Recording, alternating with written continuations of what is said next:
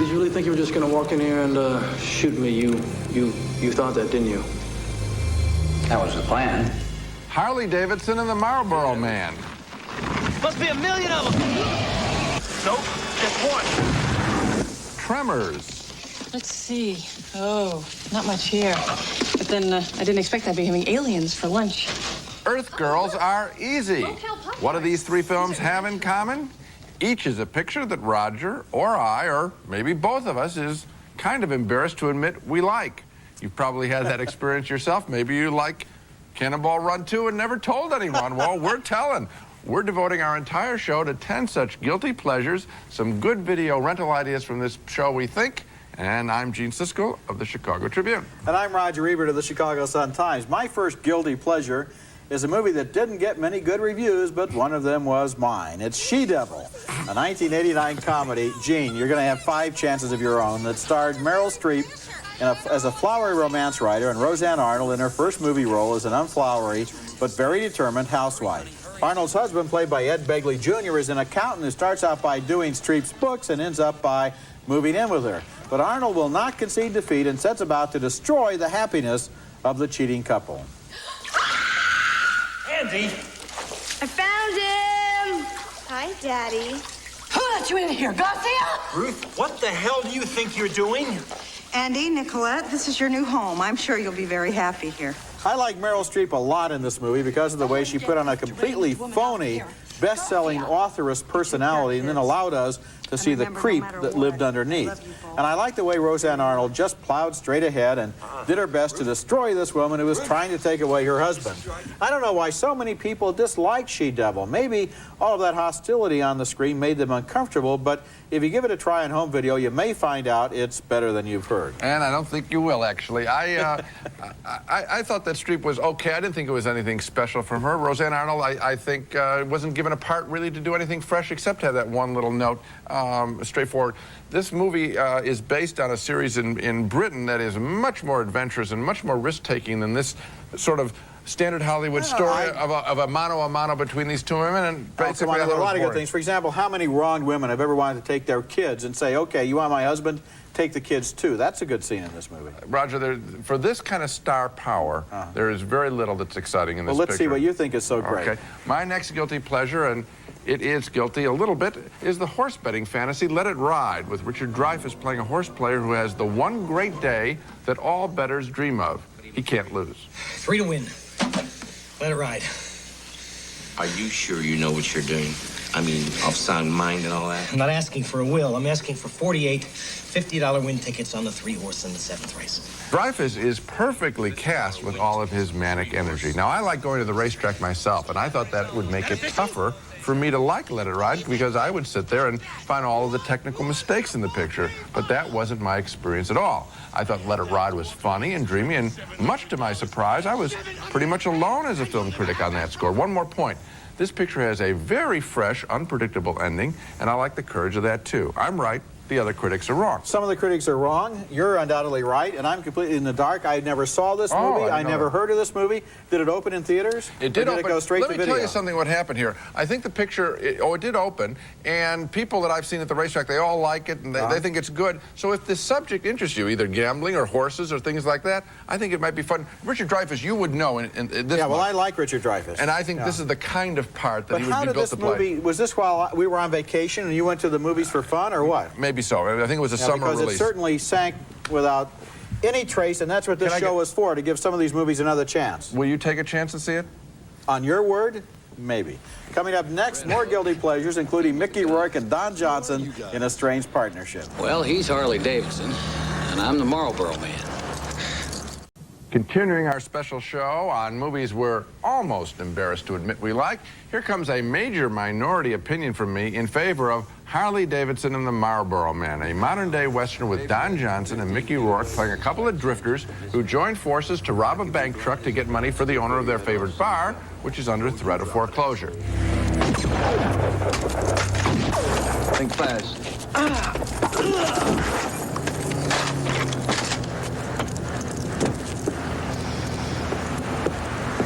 Come on, get over here.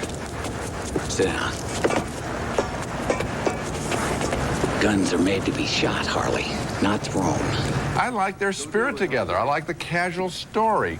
No major action scenes. And I wondered who directed this picture that way. And it turns out to be a guy named Simon Wincer, who directed Lonesome Dove, which is generally thought to be the best made-for-TV movie of all time. I know this picture was dumped on by every other critic, and sometimes when two big stars aren't in a smash hit, the picture really gets smacked around by the press. But I thought that Harley Davidson and the Marlboro Man was really sweet, and I recommend it. I didn't recommend it, and you know, as you described the plot once again, I was reminded of what I thought was sort of a little hole in it. Their favorite bar is going to be foreclosed on by the bank, and they need how much money? Something like, I don't know. Let's say $100,000. So they're going to rob the bank's. They're going to rob the bank's truck. Yeah. In order to get the money. Right. You think the bank would find it suspicious, let's say, if today their truck is robbed of $100,000 and tomorrow Mickey Rourke and Don Johnson come in with $100,000 in cash to pay off the mortgage? Would that cause anyone to I don't feel... I don't know if it's the same bank, but you know, I think they have so many properties under foreclosure that they might not put it together. But the point is, obviously, Roger, the chemistry between these two guys. And I thought there was something there, and I do think it's a gentle hold-up picture. And I do credit Simon Wincer. And maybe the same thing that was going on with Roseanne and Streep. I just want to understand, when you get two stars and they really don't deliver big time, okay, everybody is just then they get extra. I felt that the problem with the movie was that it was too mellow, it was too laid back, too many whimsical little conversations that kind of meandered nowhere and not enough of an engine to drive the plot. Okay.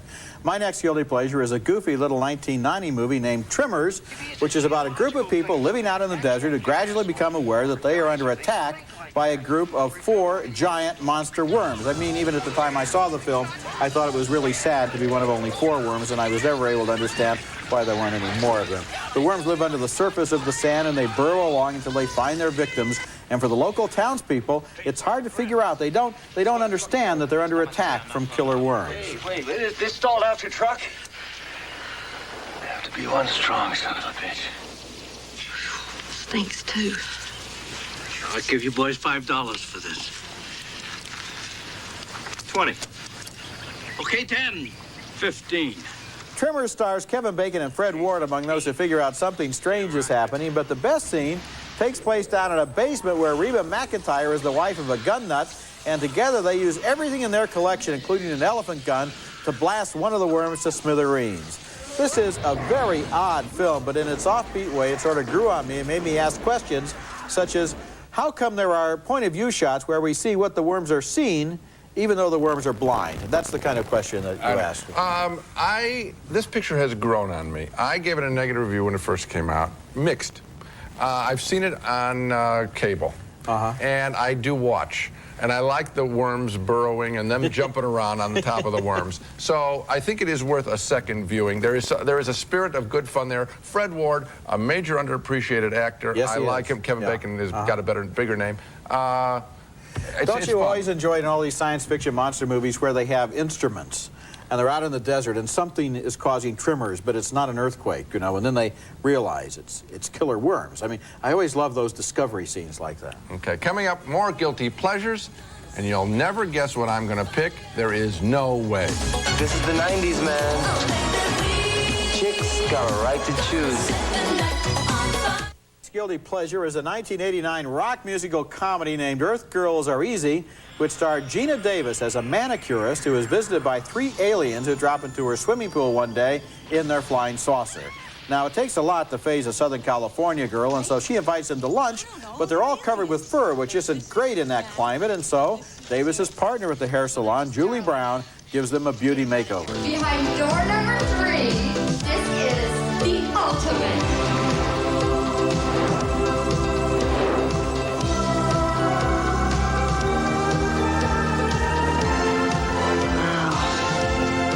Girls Are Easy is not a real deep and thoughtful film. You It's sure you want like- to go on a limb on that? It's not too deep and it's not too thoughtful. Okay. It's like one of those 1950s monster movies crossed with a John Waters comedy and an art director who's really into day-glow colors.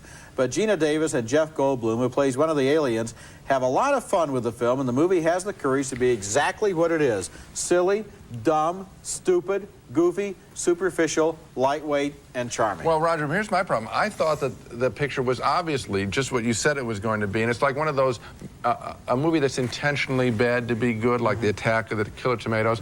I thought that this picture was so obvious in what it was trying to do to be funky and funny that it didn't have the surprise of a truly offbeat picture. Well, I don't think it was trying to be bad. I think it was trying to be what it is, which is a good version of Earth Girls Are Easy. Okay. I don't think it was trying to be, That's you know, like camp or something. Oh, yes, I absolutely think it was trying to be camp, and I rejected it on that basis. Okay, next movie, here's the one I was promising. Here's one that I really do feel guilty, or maybe just embarrassed.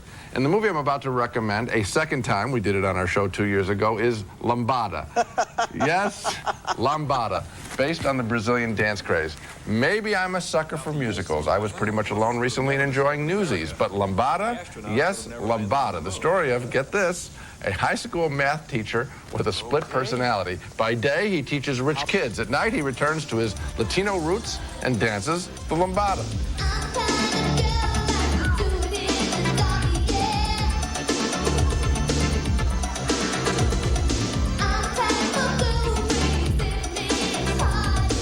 What's this little game you're playing with me, Sandy? I just want to have fun. Why can't we have fun together?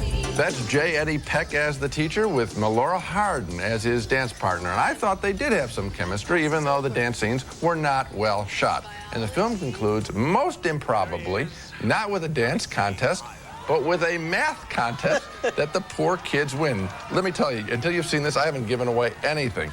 You've got to see it to believe it. I saw it, I liked it, as goofy fun. You know, as I was watching this film, I wondered whether out in Hollywood there is an executive who believes that every movie that is about Latino people has to contain one dance scene and one math contest because he saw Stand and Deliver.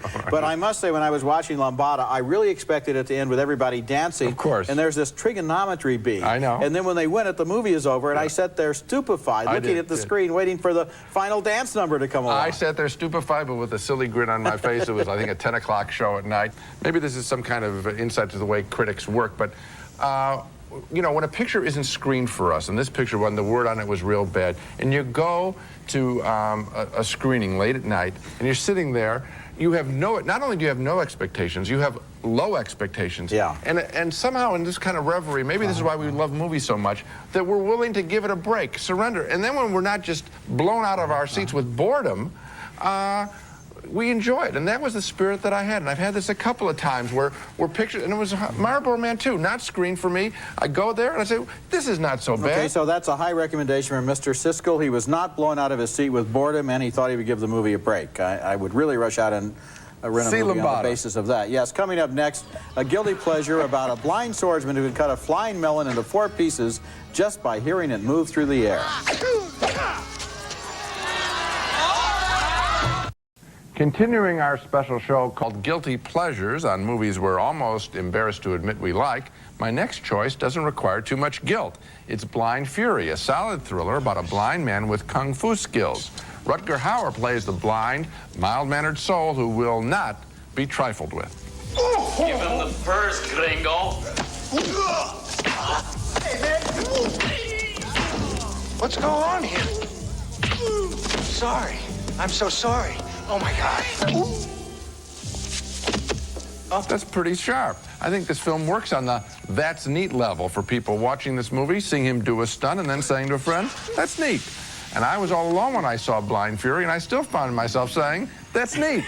The film sets itself up for a sequel, and I do hope we get one. You know, Gene, I can take kind of pride of authorship of this film because it was written by a guy named Charles Carner, who was my student at Columbia College in film class 15 years ago, and I'm sure that even then he already had the seeds of genius that is exhibited in Blind Fury. And you didn't put him out. Listen, I like this film too. Yeah. It is neat. It's kind of strange that this guy, and of course, all you'd have to do is play a radio real loud and you could completely confuse him. You wouldn't be able to hear everybody creeping up on him, but of course, in a movie like this, they never do that. It's fun. I just picked Earth Girls Are Easy as a guilty pleasure, starring Jeff Goldblum, and now here is another Jeff Goldblum movie that got some bad reviews, but not from me. It's The Tall Guy, a 1990 British comedy with Goldblum as the tall but usually silent half of a comedy team whose other member is short and unbearable. One day, the tall guy goes to the hospital and falls head over heels in love with a nurse, played by Emma Thompson. I mean, you know, if you'd asked me out because you thought I was pretty or nice or anything like that, it probably would have been a good idea. But since it's just professional inquiry, it's probably best kept short. Right. I do think you're pretty and nice as well. See you here at 6 tomorrow, then. Their romance is convincing and sweet, but the movie really goes over the top when Goldblum somehow gets cast as the star of a musical version of The Elephant Man. And the scenes involving the elephant musical numbers are as funny as anything along that line since Springtime for Hitler and Mel Brooks as the producers. For some reason, The Tall Guy fell flat at the box office, but take my word for it, rent it on video. Of all the movies on this show, it's the one that I like the best. Oh, gee, I think I didn't like it. It isn't even a close call. You didn't even laugh during the dancing elephants? You know what? It's funny. In that sequence, and that isn't why I knocked the picture, but in that sequence, I saw it was an obvious attempt at a joke. I guess when it's so obvious of what they're doing, the parody. Well, you can't do a musical number involving elephants that isn't Roger, obvious. No, Roger. I'm just, you know what I'm saying. When I can tell that the joke is coming, it doesn't catch me by surprise. But I didn't find any chemistry between Goldblum and Emma Thompson. I thought that their slapstick was kind of badly done. I didn't like the picture at all. Okay, so this is Blind Fury. For people who are watching, this is the litmus test. Whether you like this movie, The Tall Man, better than Lambada. Okay, coming up next, more Send us guilty. your postcards. You bet. Coming up next, more guilty pleasures. Two thrillers that are kind of sick. Establishment critics aren't supposed to like them.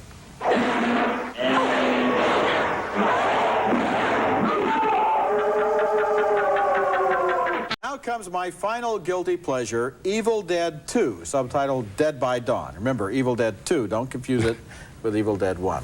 In a horror and gore genre that consists mostly of trash, this is a movie with style and a real sense of humor. It takes place in a vacation cottage, I guess most movies do, out in the middle of the woods where you don't have to pay any extras, and the visitors accidentally invoke the presence of horrifyingly vile creatures by opening up the Book of the Dead and making the mistake of reading that incantation that you're never supposed to read.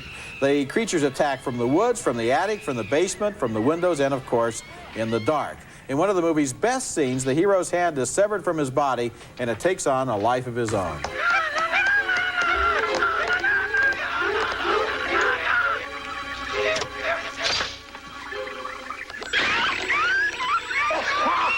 Evil Dead 2 was directed by Sam Raimi, whose breakthrough hit was Darkman. He's one of the best of the new breed of talented exploitation directors, and what I like is the way he uses all the usual disgusting special effects, but he makes them funny. The movie includes one hilarious point-of-view shot in which the Evil Dead monster, which we never see, crashes through the underbrush with relentless momentum, sweeping everything out of its way like an unstoppable juggernaut. Nothing can come between this creature and its quarry until suddenly it gets confused and stops.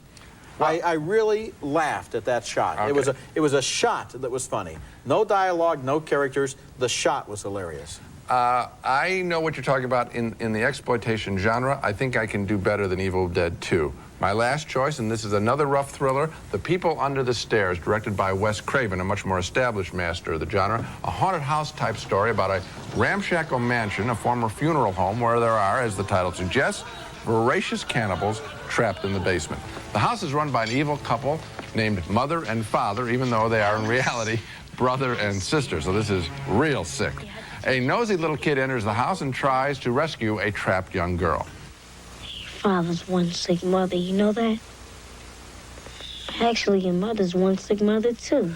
Now, when the evil couple turns up in a brief shot wearing S&M leatherwear, I thought maybe Wes Craven went too far. But before he gets to that, he once again demonstrates that he does know how to make terrifying scenes. One critic even saw this film as a commentary on the Reagan era, with the leads calling each other Mommy and Daddy, and they keep the working class oppressed down below. That's clever, but The People Under the Stairs clearly works as a thriller, and so I'm not really that guilty in saying I enjoyed it, and you came real close in our review last year. As I think back over the film, one of the things that Craven does so well is to create the under the stairs and between the walls reality of that house. Yes. Because, of course, the little girl who escapes is always crawling through the tunnels, air ducts and so forth. She kind of reminds me of the little girl in Aliens, for that matter. So these are 10 films that people can rent, and after they rent them, they'll never watch this program again, right? They won't believe it. You said that of all of your pictures, that you think that the Tall Guy is the best? It's the most fun, yes. And Emma Thompson, who has done so much good work since then in movies like Dead Again and Howard's End, is terrific in this. I would say if you can handle a rough picture, an R-rated film, People Under the Stairs is the best of the group that I touted, and Blind Fury, I think we both agreed on, is Blind Fury is fun. It's a real sleeper. Don't forget Lambada. What are you going to do? As a summary, you're going to mention all 5 of your movies. Thank you. Terrific. I picked my favorite, and that's what I did. That's it for this week. Next week, we'll be back with reviews of Folks, starring Tom Selleck and Don Amici, and a comedy about a desperate yuppie and his meddling father, and Leaving Normal with Meg Tilly and Christine Lottie hitting the road for Alaska. Maybe one of those or one of the other pictures next week will have the potential to be a guilty pleasure. That's next week, and until then, the balcony is closed.